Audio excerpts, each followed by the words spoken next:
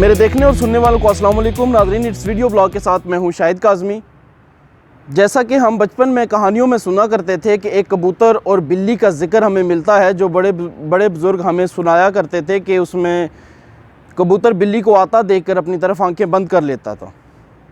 वो अपने बचाव की एहतियाती तदाबीर करने के बजाय, अपनी जान बचाने के लिए कोई मनसूबाबंदी करने के बजाय, वो सिर्फ आंखें बंद करके ये तसव्वुर कर लेता था कि उसकी बचत हो गई है।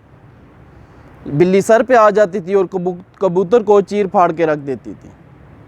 यहाँ पर इस वक्त अगर हम अपनी मौजूदा हुकूमत का जायज़ा लें तो मौजूदा हुकूमत 1.5 साल से ज़्यादा अरसा गुजरने के बावजूद मुसलसल बेहतरी की नवीद सुनाई चली जा रही है।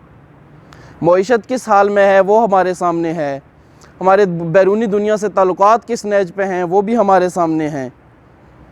हमने कुआलालंपुर समिट जैसा नादर मौका कैसे गंवा दिया वो भी हमारे सामने है। मुल्क की सियासी सूरत हाल का अगर हम अंदाज़ा लें तो वहाँ पे भी बिल्ली और कबूतर जैसी सूरत हाल हमें नज़र आती है। दिन ब दिन हमारी वफाकी हुकूमत सूबा पंजाब, सूबा खैबर पख्तूनख्वा, बलोचिस्तान की हुकूमतों में हिस्सेदार पाकिस्तान तहरीक इंसाफ ये दावा करती नज़र आती है कि मुल्क में सियासी हालात मुकम्मल कंट्रोल में हैं। लेकिन इसकी ताज़ा तरीन सूरत हाल अगर आप सूबा खैबर पख्तूनख्वा के अंदर देखें, सीनियर सूबाई वज़ीर और जो एक वक्त में वज़ीर आला खैबर पख्तूनख्वा बनने की दौड़ में शामिल थे, आतिफ़ खान साहब, शहराम तरकी और शकील अहमद साहब, इन तीनों को पार्टी से देश निकाला दे दिया गया। देश निकाला ये इस तरह हम अभी नहीं कह सकते कि अभी उनकी पार्टी रुकनीत बहाल है, लेकिन उनको उनकी वजारतों से अलग कर दिया गया है, सूबाई काबीना से निकाल दिया गया है। उन पर इल्ज़ाम ये था कि वो सूबा खैबर पख्तूनख्वा में पार्टी गिरोहबंदी में हिस्सादार थे, इस्लामाबाद के अंदर मीटिंग्स में मशरूफ़ थे, सूबाई सतह पे वो कुछ ऐसे मामलात में मसरूफ़ थे जिसमें पार्टी के अंदर गिरोहबंदी पैदा होने का ख़दशा था। खैबर पख्तूनख्वा से हट के आप बलोचिस्तान का जायज़ा लीजिए, जहाँ पे हमारी वफाकी हुकूमत में मौजूद तहरीक इंसाफ हिस्सेदार है। वहाँ पे जाम कमाल साहब और अब्दुल कुद्दूस बजिंजो साहब के दरमियान मामलात किस नहज पे हैं कि आपको मालूम होगा कि चेयरमैन सेनेट और परवेज़ खटक साहब को वहाँ पे जाके मामलात सुधारने पड़ते हैं।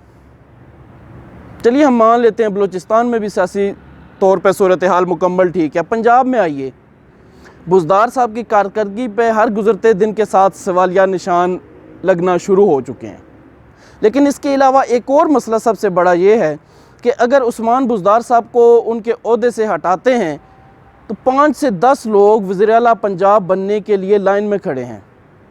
उनको वज़ीर आला के मनसब से हटाने से ज़्यादा मुश्किल मरहला ये है कि जो 5 से 7 लोग, 10 लोग लाइन बना के वज़ीर आला पंजाब बनने की कोशिशों में मसरूफ़ हैं, उनको कैसे हैंडल किया जाए। सूबे में इत्तेहादी जमात काफ लीग अलग से अपना ज़ोर लगा रही है और अब तो आवाज़ें बुलंद होना शुरू हो गई हैं कि अगर परवेज़ इलाही साहब वज़ीर आला होते तो सूरत हाल ना सिर्फ मुख्तलिफ होती बल्कि आने वाले बल्दियाती इंतखाबात में भी तहरीक इंसाफ को बहुत फ़ायदा होना था। सिंध का तो वैसे ही हम जिक्र नहीं करते, वहाँ तो पीपल्स पार्टी बिला शिरकत वगैरह मालिक है, वहाँ पर मुकम्मल तौर पर हुकूमत उनके इख्तियार में है।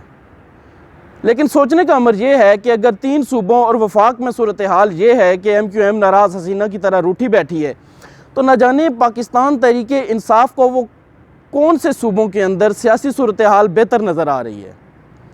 अगर ये सियासी सूरत हाल बेहतर है कि अपने मजबूत तरीन सूबाई वज़रा को सूबाई काबीना से हटाना ज़रूरी हो चुका है, तो फिर न जाने सियासी सूरत हाल अबतर क्या होगी। अगर ये बेहतरी है तो हमें फिर अल्लाह ना करे कि इससे ज़्यादा अबतर सूरत हाल सियासी मामलात में देखनी पड़े।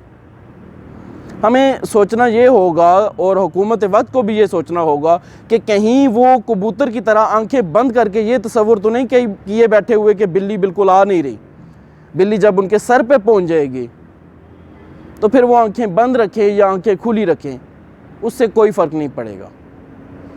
अगर आपको मेरा ये वीडियो ब्लॉग पसंद आए, इस वीडियो ब्लॉग को शेयर कीजिएगा, इस पर राय दीजिएगा और चैनल सब्सक्राइब करना हरगिज़ नहीं भूलिएगा। अल्लाह हाफ़िज़।